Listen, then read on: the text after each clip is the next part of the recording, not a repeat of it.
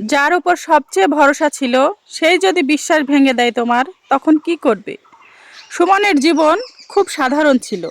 একজন ঘনিষ্ঠ বন্ধু, কিছু স্বপ্ন আর গভীর বিশ্বাস, এই নিয়েই সে থাকতো।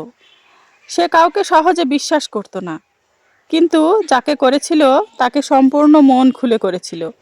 একদিন হঠাৎ জানতে পারলো তারই বন্ধু তার পিছনে কথা বলেছে, তার সুযোগ কেড়ে নিয়েছে।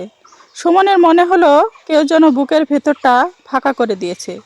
রাতে সে একা বসে শুধু একটাই প্রশ্ন করলো, প্রভু, মানুষকে বিশ্বাস করা কি ভুল? সেই রাতে সে স্বপ্নে দেখলো একটি আয়না ভেঙে গেছে। সে কষ্ট পেল, কিন্তু ঠিক তখনই এক কণ্ঠ বলল, আয়না ভাঙলে তুমি কষ্ট পাও, কিন্তু কাঁচ ভাঙলে আরও ধারালো হয়ে ওঠে। চারা গাছ ঝড়ে নুয়ে পড়েছে, কিন্তু পুরো ভাঙেনি। যে গাছ ঝড়ে নুয়ে যেতে শিখে সেই পরে সবচেয়ে শক্ত হয়ে দাঁড়ায়।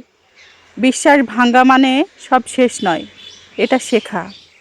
সবাইকে বিশ্বাস করা নয়, সঠিক মানুষকে চিনতে শেখা। মানুষ ভাঙে, কিন্তু অভিজ্ঞতা গড়ে। পরদিন থেকে সে বদলে গেল না, সে পরিণত হলো। আগের মতোই ভালো রইল, কিন্তু চোখ খুলে। সে নিজের কাজে মন দিল, নিজেকে তৈরি করতে শুরু করলো। কিছুদিন পরে নতুন সুযোগ এলো।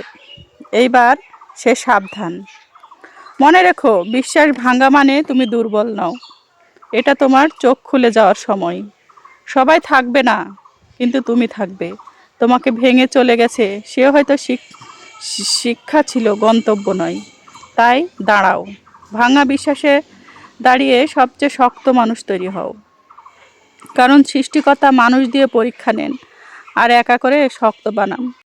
কথাগুলো শুনে সত্য মনে হলে চ্যানেলটি সাবস্ক্রাইব করে সাথে থাকুন।